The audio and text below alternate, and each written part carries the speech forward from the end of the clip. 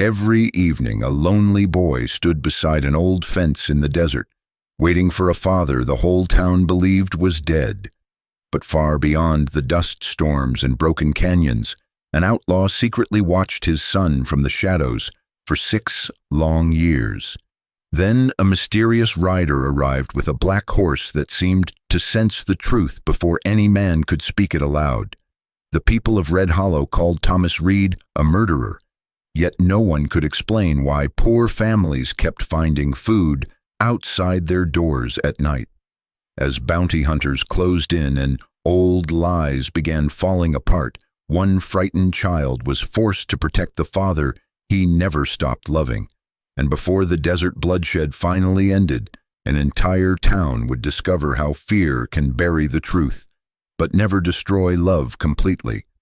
Before we ride into tonight's story, tell me where you're watching from, and don't forget to like, subscribe, and ride with us into the next journey. The rider and ghost reached Red Hollow near sundown, when the desert light turned copper and the long cattle fences cast shadows across the dry earth like prison bars. The town rested between exhausted grasslands and the southern red desert, where dust storms rolled across the horizon for days at a time. Red Hollow looked older than it truly was. Years of drought had drained the color from everything. Wooden storefronts leaned tiredly beside dirt roads cracked by heat. Thin cattle wandered near empty troughs. Even the wind sounded thirsty there.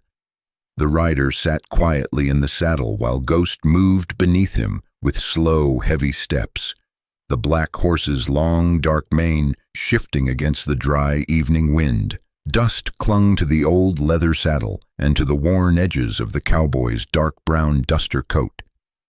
People looked up as the stranger entered town, but only briefly. Most lowered their eyes again. Red Hollow had learned not to expect good news from men riding alone. Then Ghost stopped. The rider immediately felt the tension travel through the horse's body. Ghost rarely stopped without reason. The tall black American quarter horse stood completely still beside the southern fence line, ears pointed forward, dark, intelligent eyes locked on something ahead. Near the old wooden fence stood a boy no older than 10. Thin shoulders, sunburned skin, light brown hair faded almost gold beneath the desert sun. His boots were too old for his feet, and one side of his shirt had been carefully patched several times. But it was the boy's eyes that held the rider's attention. They were distant eyes, waiting eyes. The boy stared south beyond the desert trail, as though he expected someone to appear at any moment. "He does that every evening." The voice came from an old ranch hand sitting outside the feed store. The man spat tobacco dust into the dirt before shaking his head. "Sunrise too, sometimes." Ghost slowly walked closer to the boy without fear. That alone surprised the rider. Ghost distrusted strangers more often than not. Yet the horse lowered his head calmly while the boy carefully lifted one small hand toward the black forehead marked by the faded white star. Ghost did not pull away. The horse simply breathed against the child's sleeve, as though recognizing sadness too familiar to ignore. The boy smiled a little. It looked like something he had almost forgotten how to do. "My name's Samuel," he said quietly. "Your horse is beautiful." The rider nodded once. "Ghost usually ain't friendly this fast." Samuel kept one hand resting gently against the horse's neck. "Maybe Ghost ain't scared of me." "No," the rider answered softly. "Maybe not." The old ranch hand eventually introduced himself as Ben Carter. Old Ben was nearly 70, thin as dry wood, with leathery skin and a gray beard stained yellow from years of tobacco smoke. One of his knees had never healed right after a cattle stampede decades earlier, leaving him with a permanent limp. He watched Samuel with the kind of sadness older men carried when life had taken too many things from too many people. "Boy waits for his father," Ben explained. "Been doing it 6 years. The rider looked back toward Samuel standing beside Ghost. People say the man's dead? Ben exhaled slowly. People say lots of things. Inside the small general store nearby, whispers followed the stranger almost immediately. The rider heard the name Thomas Reed several times before sunset ended. Thomas had vanished during a cattle drive across the southern border after a violent ambush left 2 men dead and a shipment stolen. They found blood, abandoned horses, and Thomas's bandana near the canyon trail. After that, nothing. No body, no grave, just stories. Some believed Thomas Reed died in the desert. Others believed he became an outlaw. Samuel believed neither. Later that evening, the rider rented a room above the small boarding house owned by Mary Reed. Samuel's mother looked exhausted in the way only years of disappointment could exhaust a person. She was a woman in her late 30s but looked older beneath the weak lantern light. Her dark chestnut hair had once probably been beautiful before hard years, and sleepless nights pulled strands of silver through it. Her face was narrow and pale from stress, her hands rough from sewing clothes late into the night to survive. Yet there was still kindness buried beneath the fatigue in her tired, green eyes. "You're passing through?" she asked while folding fabric behind the counter. "Usually am." Mary nodded as though she expected no other answer from a drifting cowboy. "Most folks don't stay long anymore." Her voice carried no bitterness, only acceptance.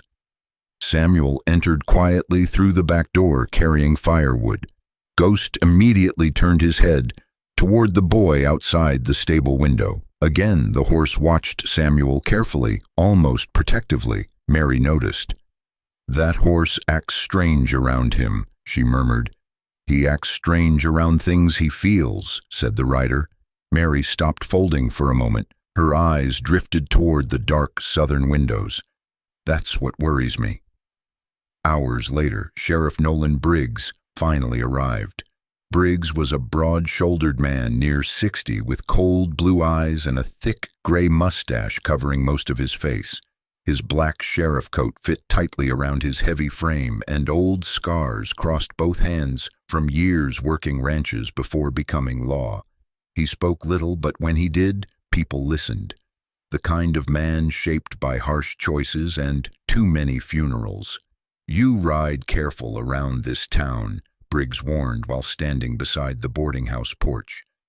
"We've got enough trouble without strangers stirring old ghosts." The rider lit a cigarette slowly. "You talking about the father?" "I'm talking about Thomas Reed." Briggs's jaw tightened. "Dead men belong buried. Outlaws belong hunted. You sure which one he was?" The sheriff stared toward the dark desert. "I'm sure enough." But even Briggs did not sound completely convinced. The night grew colder than desert nights had any right to be. Wind pushed sand against the windows while red hollows slowly disappeared beneath a rising dust storm. Most lanterns went dark before midnight. Then Ghost woke. The rider heard the horse before he even opened his eyes.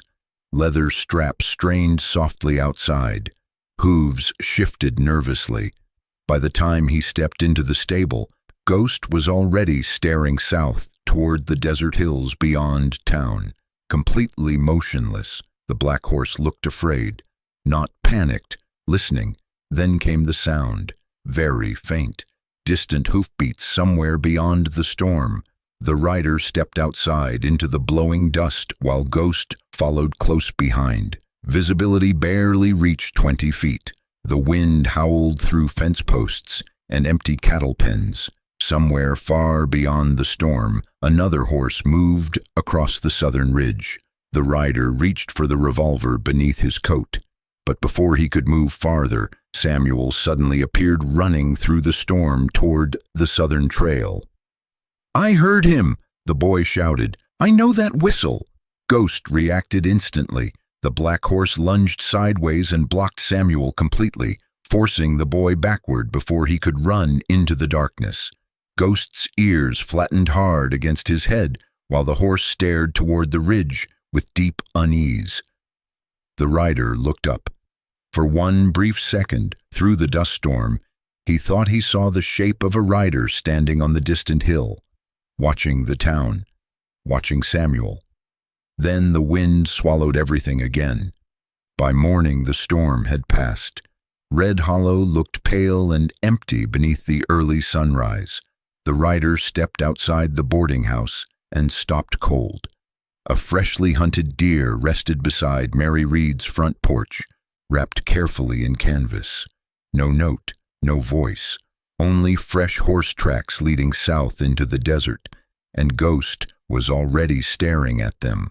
The morning after the storm arrived strangely quiet over Red Hollow. The air smelled of wet dust and cedar smoke, and the desert sun rose pale behind long clouds, drifting over the southern Badlands. The deer left outside Mary Reed's boarding house had already become the center of town whispers before breakfast. Men gathered outside the feed store, speaking in low voices, while women watched nervously from windows. Some believed an outlaw had returned. Others believed the desert itself was playing tricks again. But Samuel stood beside the wrapped animal with something dangerously close to hope shining in his tired young eyes.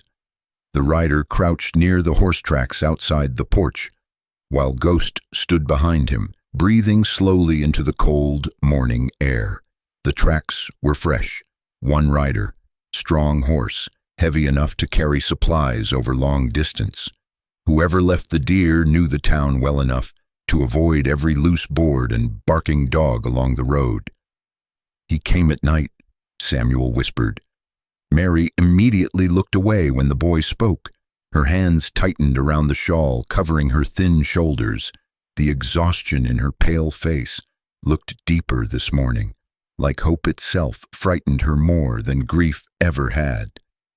"Samuel," she said softly, "don't start this again." "But he's alive." Mary closed her eyes for one painful second before walking back inside. The rider watched Samuel carefully. The boy's voice held no fantasy, no childish excitement, only certainty worn thin by years of loneliness. Later that morning, Ghost began acting restless again. The black horse paced near the southern edge of town while staring toward the distant ridges beyond the cattle fields. The rider finally saddled up and followed where Ghost wanted to go. Samuel insisted on coming despite Mary's objections. The land south of Red Hollow changed quickly. Dry grass disappeared beneath red stone and narrow ravines carved by years of floodwater and wind. Old outlaw trails crossed the hills in ways only drifters and smugglers remembered anymore. Ghost moved carefully through the rough terrain, ears constantly twitching. Several times the horse stopped to smell the air before changing direction on his own. Samuel rode silently beside the rider on an old mule borrowed from Ben Carter. The boy looked smaller outside town, swallowed by the endless desert. Yet whenever they approached the southern hills, something in Samuel's expression changed. Fear mixed with hope. "I used to hear him whistle from out there," Samuel finally said. The rider glanced toward him. "Your father?" Samuel nodded. 3 short whistles, same every time. He lowered his eyes. "Mama said it was coyotes. But you didn't believe her." "No." The boy reached into his pocket and pulled out a tiny wooden ring, carved badly by a child's hands. The edges were uneven, scratched from years of carrying it. "I made this when I was 4, Samuel said quietly. "One day it disappeared. Then 2 winters later I found it outside our porch after a dust storm." The rider studied the ring carefully, without speaking. Samuel looked toward the southern ridge again. "I think he comes back during storms because nobody can track him." That sounded far too intelligent for a 10-year-old boy. By afternoon, they reached an abandoned watering station near the Badlands entrance. Half the roof had collapsed years earlier, leaving old cattle bones scattered beneath drifting sand. Ghost suddenly stopped again beside the ruined fence line. The black horse lowered his head slowly, then stood completely still. The rider felt the tension immediately. Ghost was listening. Far away beyond the hills came the faint sound of metal clinking against leather. Horse tack. Someone was nearby. Samuel heard it too. The boy's eyes widened toward the ridge. For one long moment, nobody moved. Then a rider appeared briefly along the far rocks. Tall figure, dark coat, wide-brimmed hat, watching them. Ghost did something strange then.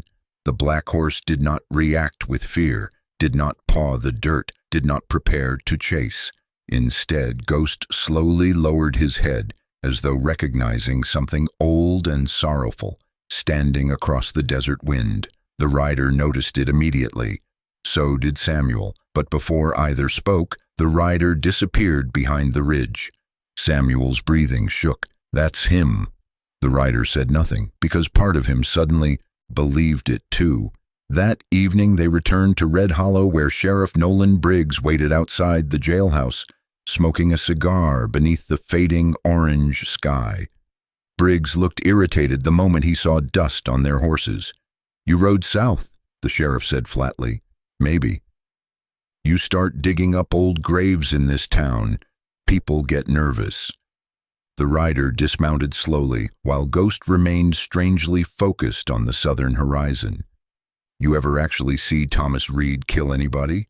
Briggs's heavy jaw tightened beneath his gray mustache. The sheriff looked older in evening light, tired in a way that had nothing to do with age. "No," Briggs admitted finally. "Then why are you so sure?" The sheriff stared down the empty street for several seconds before speaking again. "Because after the ambush, folks needed somebody to blame." He rubbed one scarred hand against the other unconsciously. 2 men dead, money gone, town near starving already. His eyes hardened again. "Thomas disappeared. That's enough for most people. But not for you." Briggs looked directly at the rider then. Something troubled flickered behind the old lawman's cold expression. "You ever see what fear does to a town?" Briggs asked quietly. "People stop caring about truth real fast." Before the rider could answer, another voice interrupted. "Sheriff!" A thin, nervous rancher hurried across the street carrying a sack of flour beneath one arm. The man's name was Walter Pike, a narrow-faced cattle worker with thinning blonde hair and anxious eyes that constantly shifted around as if expecting trouble from every corner. Sweat darkened his collar despite the evening chill. "My wife found canned food outside again," Walter said nervously. "3rd time this month." Briggs cursed under his breath. "Same with the Harper family," Walter continued, "and old Miss Doyle." The rider exchanged a glance with the sheriff. Someone had been helping struggling families secretly, and nobody in town wanted to admit what that meant. That night, the wind returned stronger than before. Dust swept through Red Hollow while lanterns flickered behind closed windows.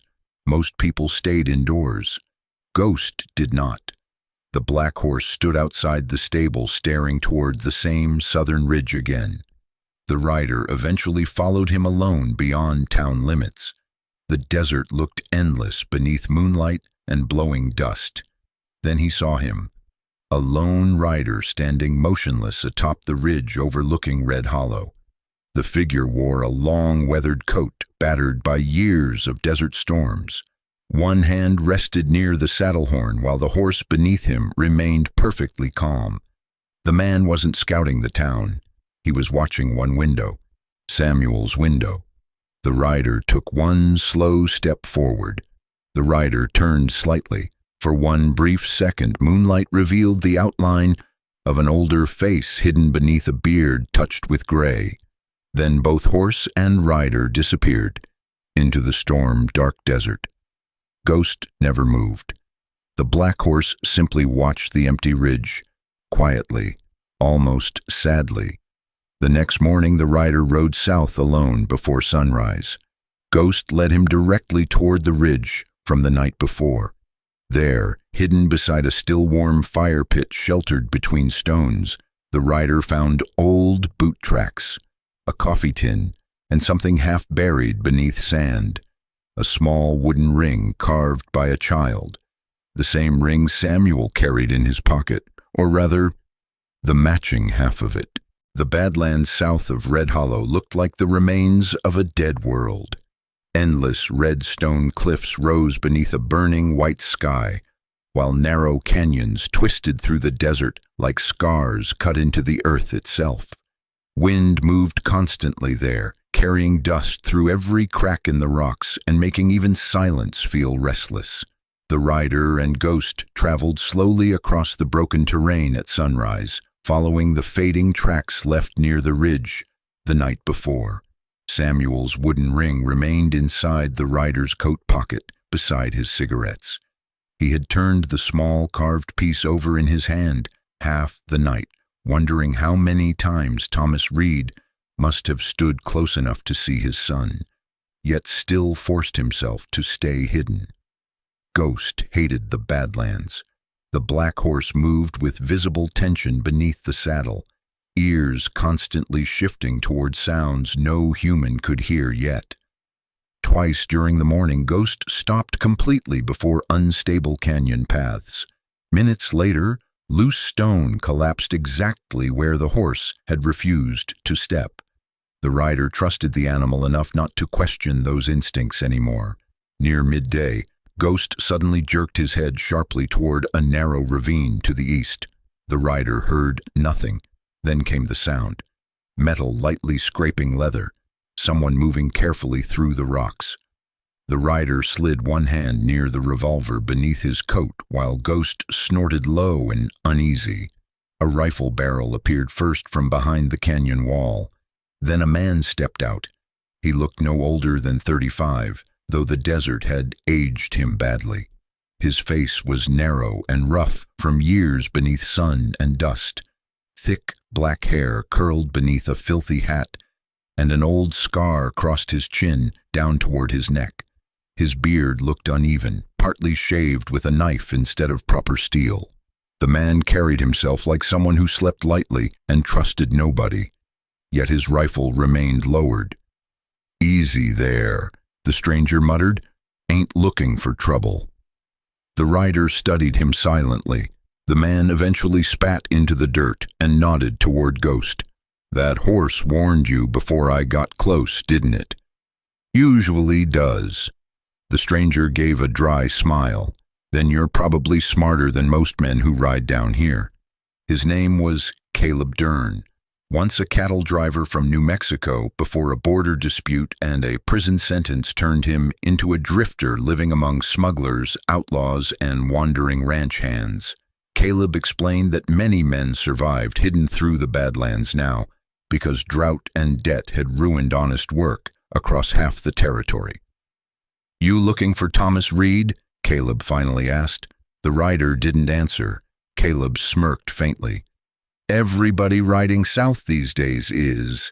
Ghost suddenly relaxed. That changed everything. The black horse lowered his head slightly and stopped staring at Caleb like a threat. Instead, Ghost turned slowly toward the deeper canyons ahead, like he already knew where they needed to go. By late afternoon, the heat became unbearable. Red dust coated their clothes and skin, while distant thunder rolled beyond the western cliffs. Caleb guided them through a maze of narrow rock corridors until smoke finally appeared between the canyon walls. A hidden camp, small, temporary, built by men who never stayed long anywhere. 3 horses rested near the rocks, while 2 older drifters repaired harness straps beside a fire pit. One of them, a gray-haired Mexican cattle runner named Esteban Morales, carried deep wrinkles across his weathered face and walked with a permanent limp from a bullet wound years earlier. The other was a heavy-set former ranch cook called Murphy Hale, whose hands were enormous and scarred from decades handling cast iron and the rope burns. Neither man looked dangerous anymore. Only tired, and sitting alone near the edge of camp was Thomas Reed. The rider recognized him instantly, not because Samuel resembled him, but because grief had shaped the man so completely, it almost felt visible. Thomas Reed looked older than 50, thin shoulders, long dark coat bleached by years of sandstorms, black hair streaked heavily with gray beneath a battered hat, thick beard hiding most of his jaw, but his eyes stopped, the rider cold. Kind eyes, exhausted eyes, the eyes of a man who had spent too many years watching life from far away. Thomas slowly stood when Ghost approached. The black horse walked directly toward him. No fear, no anger. Ghost stopped inches from the outlaw and breathed softly through his nose. Then something happened. The rider had never seen before. Thomas lifted one rough hand carefully toward Ghost's forehead, and Ghost allowed it. The black horse lowered his head completely while Thomas touched the faded white star between his eyes with shaking fingers, like two wounded creatures recognizing each other. The rider felt genuine unease then. Ghost had nearly bitten men for less. Thomas noticed it too. "He trusts me," Thomas whispered quietly, almost confused himself. "That's rare," said the rider. Thomas gave a tired smile that disappeared quickly. "Used to have a horse like this once. Samuel named him Copper when he was little." His eyes drifted downward. Boy named everything. The camp grew quiet around them. Even the wind seemed softer there. Later, as darkness settled over the Badlands, Thomas finally told the truth beside the fire. 6 years earlier, he had ridden with a cattle convoy transporting livestock and payroll money north toward Red Hollow. Near the southern canyons, the convoy was ambushed.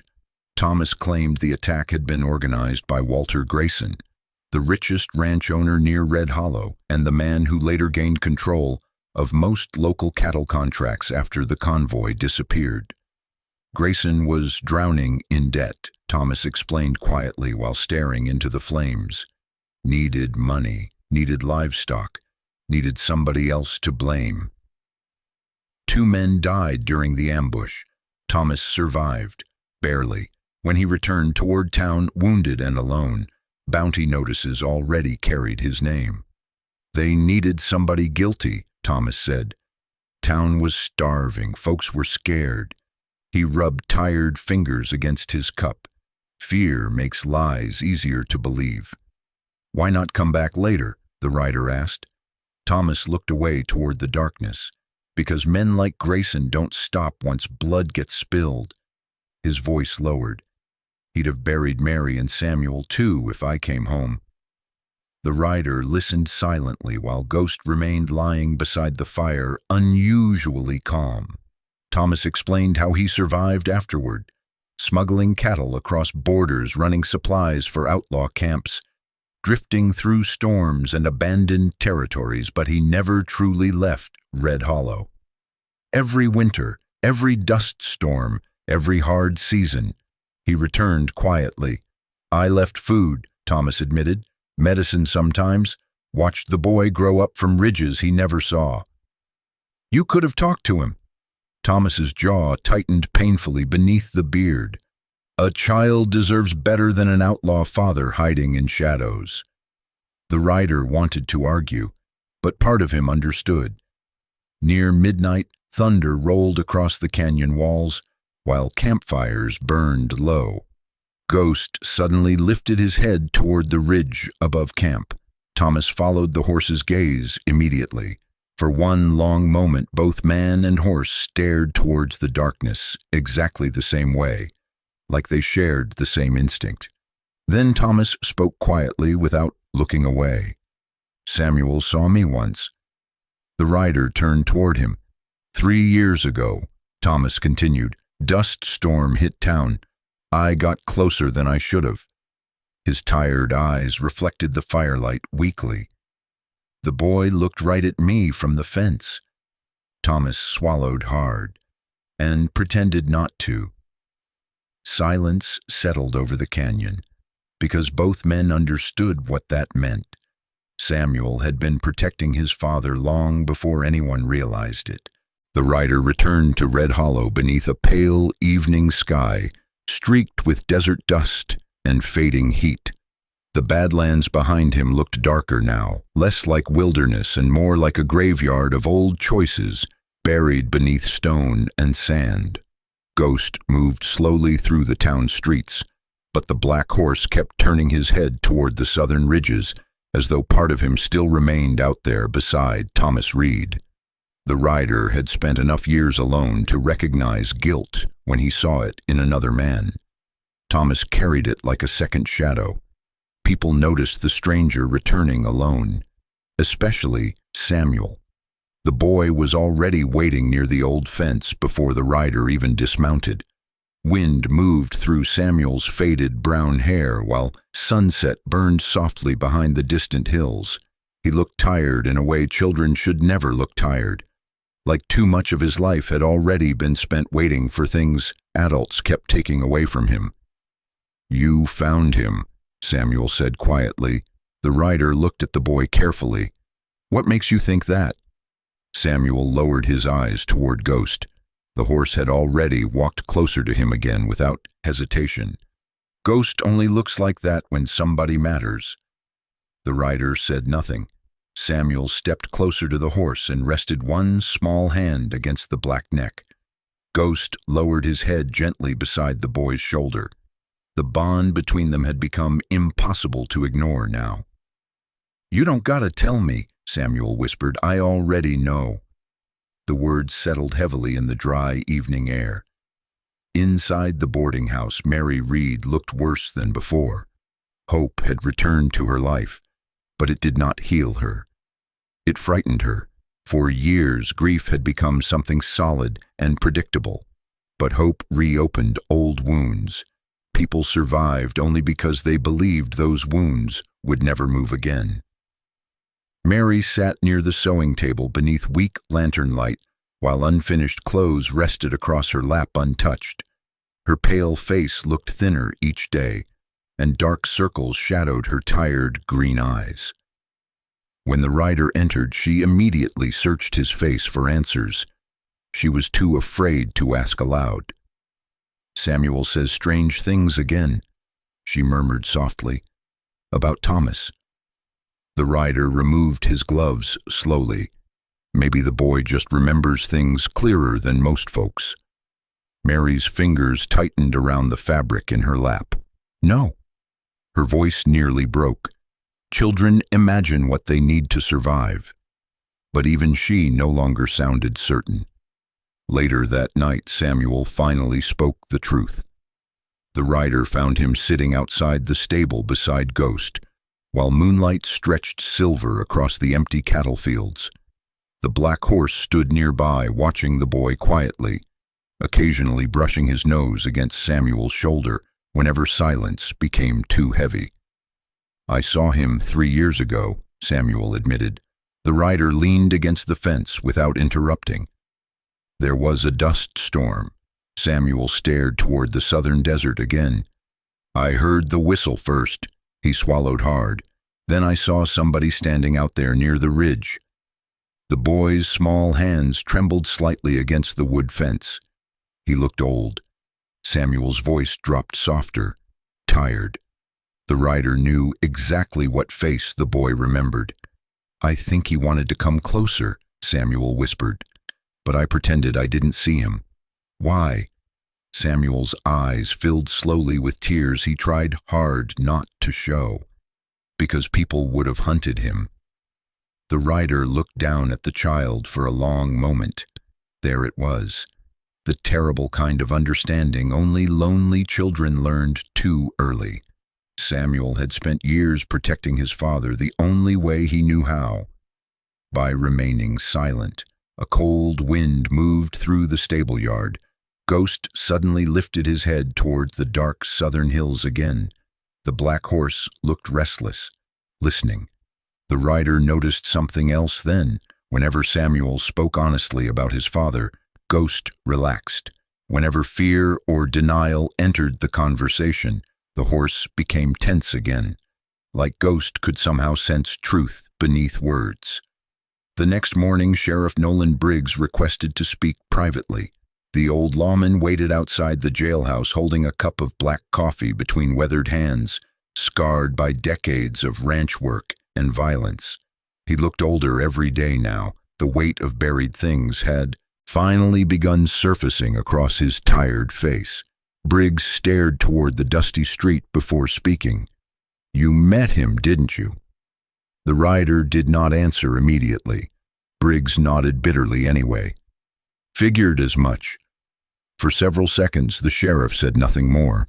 Then finally, the old man exhaled heavily and sat down on the porch steps. "Truth is," Briggs rubbed one hand over his gray mustache slowly, "I never fully believed Thomas did it." The rider remained silent. Briggs looked out toward the town. 6 years ago, this place was dying. Drought hit hard, ranches collapsing, families starving. His jaw tightened painfully. Then those cattle and payroll shipments disappeared. The sheriff's eyes drifted downward. Folks needed somebody to blame before fear tore the whole town apart. And you let them choose Thomas. "I let myself choose survival," Briggs corrected quietly. That sounded worse somehow. The rider studied the old sheriff carefully. Briggs was not cruel. That made the guilt heavier. Men who enjoyed violence rarely regretted it afterward, but Briggs had spent 6 years watching Samuel wait beside that fence every sunset, knowing there was a chance the boy had been right all along. "I told myself I was protecting the town," Briggs muttered. "Funny thing about fear." His tired eyes hardened again. "After a while, you stop noticing what it turns you into." That night, Red Hollow fell silent beneath another incoming storm. Dust clouds rolled slowly across the southern desert, while lanterns flickered behind closed curtains. The rider remained awake inside the stable because Ghost refused to settle down. The black horse paced constantly, then suddenly Ghost stopped, ears forward, breathing harder. Before the rider could react, Ghost shoved through the stable doors and bolted into the night. The rider mounted immediately and followed. Ghost ran hard through empty streets toward the southern ridge beyond town limits. Wind screamed across the desert while thunder rolled low across the hills. The black horse never hesitated once, like he already knew exactly where he needed to go. Then Ghost stopped at the edge of a rocky overlook above Red Hollow, and there he was. Thomas Reed stood alone beside his horse beneath the storm-dark sky. The outlaw remained motionless while staring down toward one glowing window in town, Samuel's room. The rider watched silently from horseback while Ghost walked slowly toward Thomas again without fear. Thomas looked thinner tonight somehow, more worn down. His gray-streaked beard shifted in the wind while sadness hollowed the tired lines around his eyes. "He still sleeps with the lamp near the window," Thomas whispered softly without turning around. "Used to be scared of the dark when he was little." Below them, Samuel's shadow moved faintly behind the curtain. Thomas smiled weakly at the sight. Not like an outlaw, like a father starving for pieces of a life he no longer believed belonged to him. For one painful moment, Thomas took a single step forward toward the town, then stopped himself. Ghost moved beside him quietly and pressed against his shoulder. Thomas closed his eyes. "I don't know how to stop missing him," he admitted. The rider looked away toward the storm, because there was nothing to say to a thing like that. The next morning, fear spread through Red Hollow faster than the dust storm itself. Somebody had spotted horse tracks near town again. Rumors traveled between storefronts before sunrise finished climbing over the desert. Sheriff Briggs finally stepped out onto the jailhouse porch before noon, shotgun in hand, face hard again. The old lawman looked toward the southern hills, while townspeople gathered nervously nearby. Then Briggs spoke loud enough for the entire street to hear. "Thomas Reed comes back dead or alive." Samuel heard every word, and Ghost immediately lifted his head toward the southern ridge. Red Hollow changed the moment fear returned to town. Rumors spread faster than desert fire once Sheriff Briggs announced Thomas Reed was alive. By the next morning, every porch carried whispers. Windows stayed shut longer. Men cleaned rifles outside barns, pretending not to watch the southern road. The town no longer looked tired like before. It looked nervous, dangerous. Fear always moved differently once people believed they finally had something to blame again. The rider saw it in Samuel first. The boy no longer waited openly by the fence. Instead, he stayed near the boarding house windows, watching the road in silence. The hope inside him had become tangled with terror. For years, Samuel dreamed about his father returning, but dreams were easier than reality. Reality carried guns, blood, men who hunted other men for money. Mary Reed barely slept anymore. Dark circles deepened beneath her exhausted green eyes, and her hands shook constantly while sewing clothes she never finished. She moved through the boarding house like someone waiting for bad news, already halfway through the door. Part of her wanted Thomas alive. Another part feared what his return would cost Samuel. That afternoon, the first bounty hunters arrived. 3 riders entered town beneath blowing dust and hard sunlight. Even their horses looked mean. The leader was a tall man named Virgil Kane, somewhere in his 40s, with broad shoulders and sharp cheekbones hardened by violence. His black beard was trimmed short around a mouth that rarely smiled honestly. Old burn scars crawled along one side of his neck, disappearing beneath a dark leather coat, stained with years of whiskey and gunpowder. Kane carried himself like a man who enjoyed making other people afraid. Men like him always survived frontier wars because they stopped feeling pity long ago. Beside him rode Eli Mercer, younger and thinner, with pale skin, narrow eyes, and greasy blonde hair hanging beneath a sweat-darkened hat. Eli looked nervous even while armed, the kind of man who became cruel only when standing beside worse men. The third hunter, Boone Talley, was enormous, thick-necked, nearly bald, with broken fingers from too many bar fights and prison beatings. Boone spoke little, but his eyes followed Samuel the moment the boy crossed the street. Ghost noticed immediately. The black horse pinned his ears backward and stepped protectively between Samuel and the riders without command. Dust drifted through the street while Ghost stared directly at Virgil Kane with open distrust. Virgil smirked. "Smart horse." The rider rested one hand near his revolver. "Smarter than most men." Sheriff Briggs stepped onto the porch outside the jailhouse moments later, face tight with frustration. He clearly had not expected bounty hunters to arrive so quickly. Kane climbed down from the saddle slowly. Word travels fast when reward money's attached. He glanced toward the southern desert. Thomas Reed's worth enough to wake up every hunter between here and Mexico. Samuel's face drained pale. Mary immediately pulled the boy closer beside her. The rider watched Ghost carefully. The horse refused to relax. Every muscle beneath the black coat remained tense. That evening, the rider tried convincing Mary to leave town temporarily. "There's an old church north of the canyon road," he explained quietly, while helping pack supplies into a wagon. "Stay there till this blows over." Mary shook her head weakly. "And if Thomas comes back?" The rider looked toward Samuel, sitting silently near the stable door. "That's exactly what I'm worried about." Outside, the wind had begun rising again. Another dust storm approached Red Hollow from the southern desert. Lanterns flickered across town while nervous men gathered weapons inside saloons and feed stores. Fear fed itself now. Near sunset, Ghost suddenly became restless. The black horse paced hard beside the stable, nostrils flaring sharply toward the alley behind the boarding house. The rider felt danger before hearing it. Then came the sound. A rifle cocking somewhere behind the barn. Ghost exploded forward instantly. The horse slammed sideways into Samuel just as a gunshot cracked through the alley, Wood shattered above where the boy had been standing seconds earlier. Mary screamed. The rider drew immediately. Virgil Kane's younger partner Eli stumbled backward behind the water barrels, shocked his shot had missed.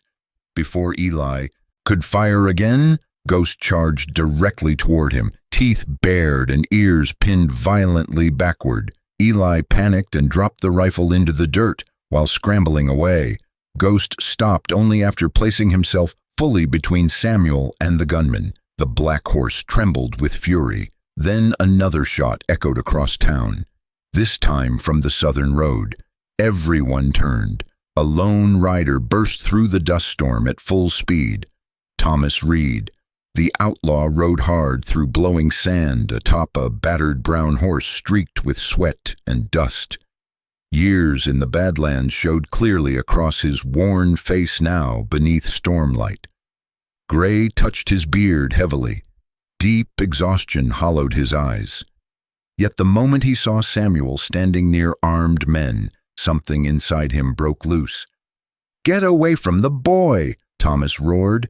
Virgil Kane fired immediately. Thomas fired back. The street exploded into chaos. Gunshots cracked through dust while horses screamed and townspeople ran for cover. Sheriff Briggs shouted for everyone to stand down, but nobody listened anymore. The rider dragged Samuel and Mary behind the wagon while Ghost circled protectively around them. The black horse kept jerking his head toward different corners of town seconds before gunfire erupted there. Twice Ghost pulled Samuel down before bullets smashed through wood nearby. Then the rider saw Walter Grayson. The wealthy ranch owner stood near the saloon porch surrounded by armed ranch hands. Expensive black coat, silver watch chain, perfectly trimmed gray mustache, calm eyes hiding years of corruption. Unlike everyone else, Grayson did not look afraid. He looked cornered. Thomas saw him too. "You lied to them," Thomas shouted through the storm. "You killed those men."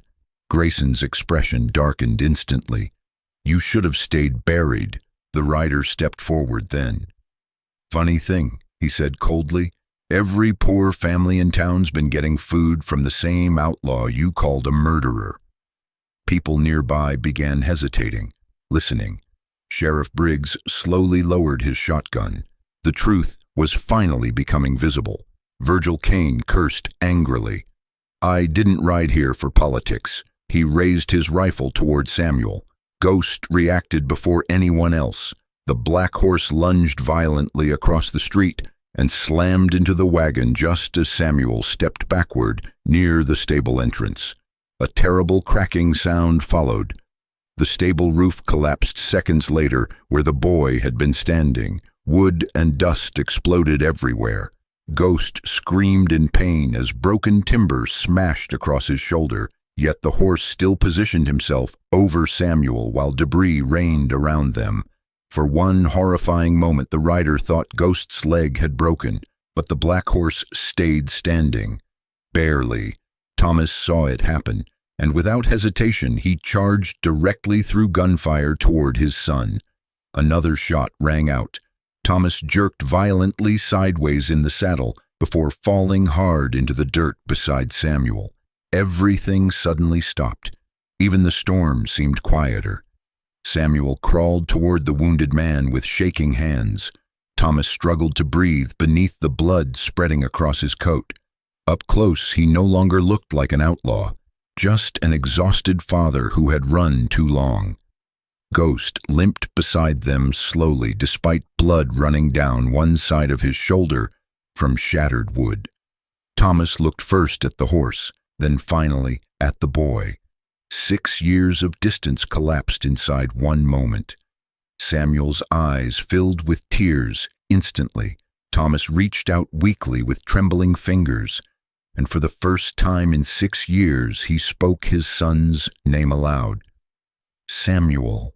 Dawn arrived slowly over Red Hollow after the longest night the town had endured in years. Dust still drifted through the empty streets while broken wood from the collapsed stable lay scattered beneath pale morning light.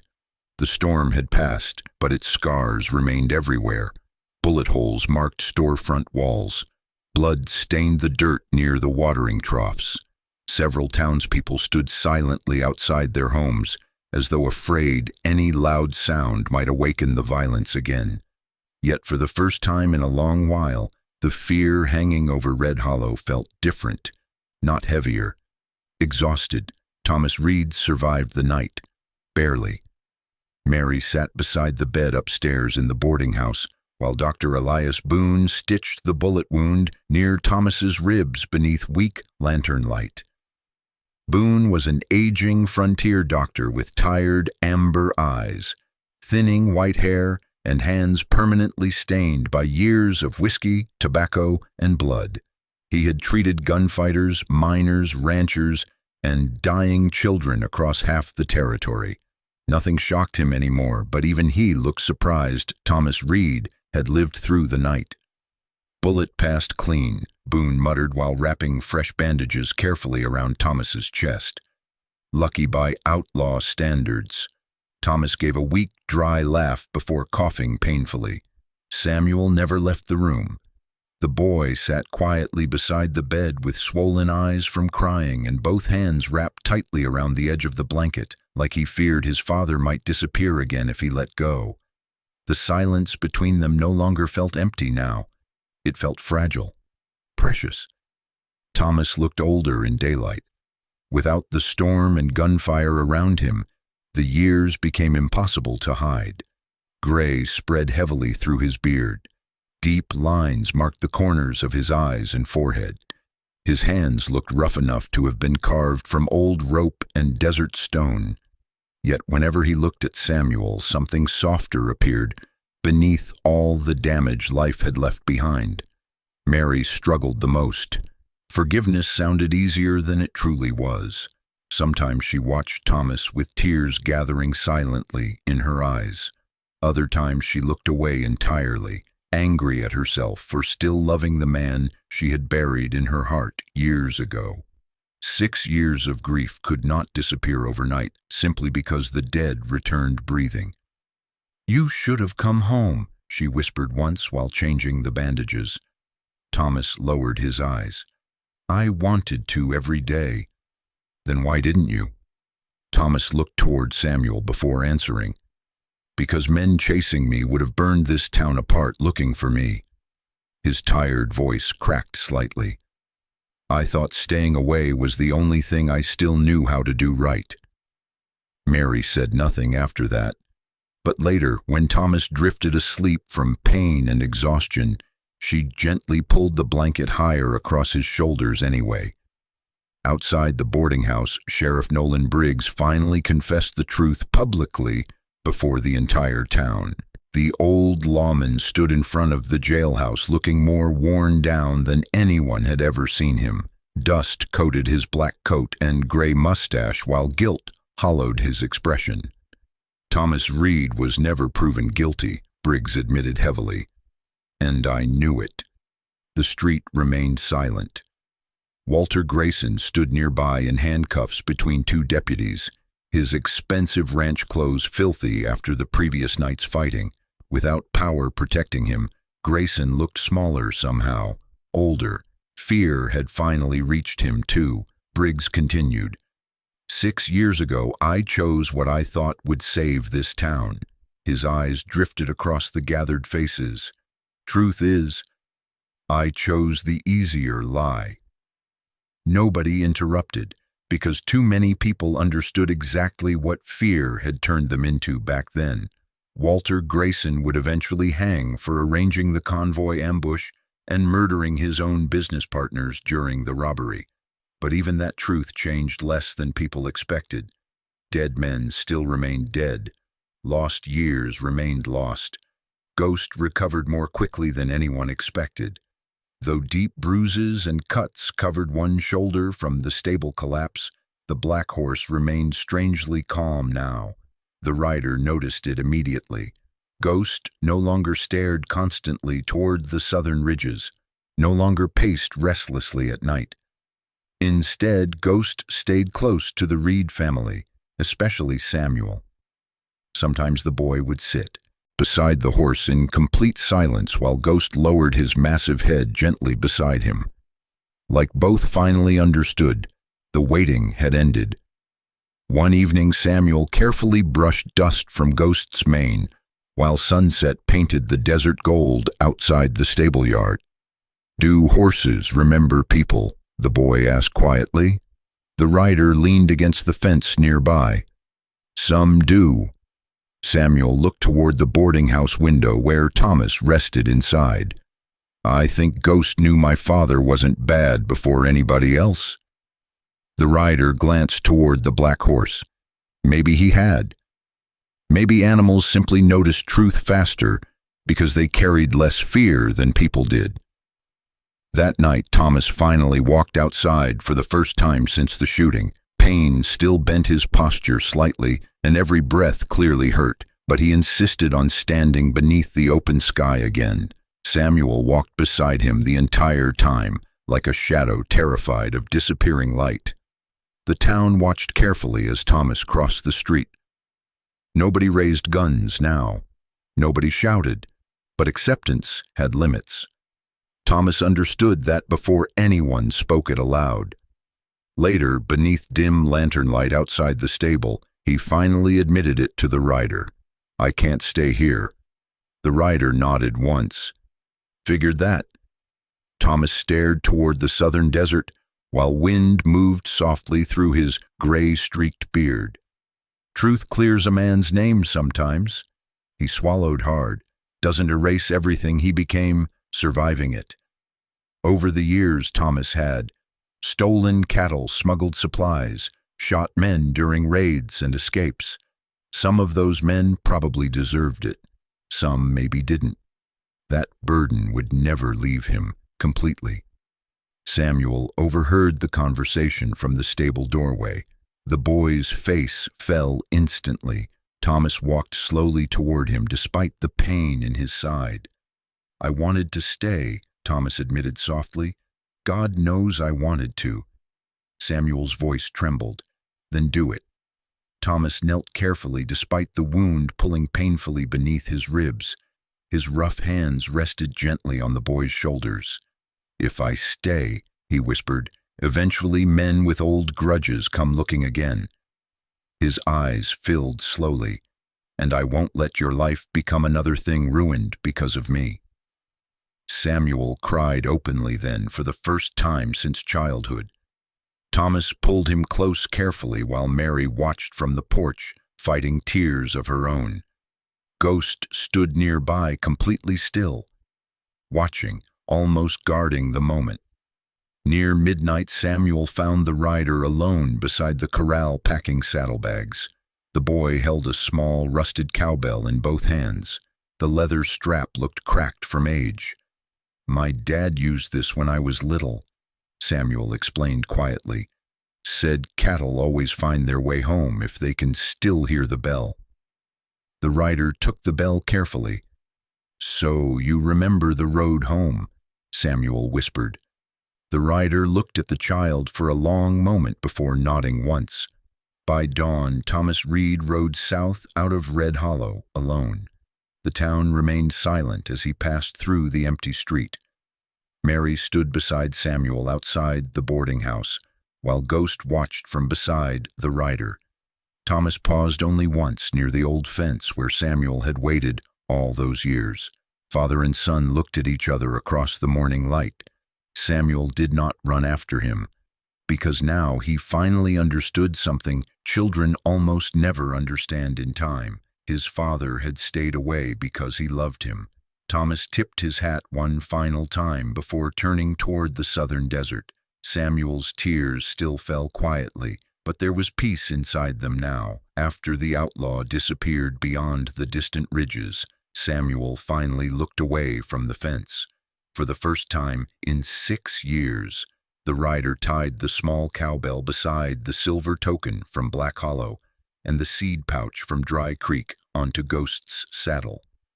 The soft metal chime rang gently whenever the black horse moved. Then the rider mounted up. Ghost turned once toward the Reed family standing in the pale sunrise. Then the horse faced forward. Together, rider and horse disappeared slowly down the desert road, beneath a sky painted red and gold by early dawn, the little cowbell ringing softly in the morning wind, like a memory finally allowed to rest. Sometimes God doesn't send miracles the way we expect. Sometimes the miracle is simply a child who never stops believing, a father who still finds his way back through the darkness, or a wounded heart finally learning how to forgive. In our everyday lives, many people carry pain silently, waiting for hope the same way Samuel waited by that fence. But even in the loneliest seasons, God may still be working in ways we cannot yet see. If this story touched your heart, share where you're watching from and tell us what moment stayed with you the most. Don't forget to like, subscribe, and ride with us into the next journey. May God bless you, protect your family, and guide you safely down every road ahead.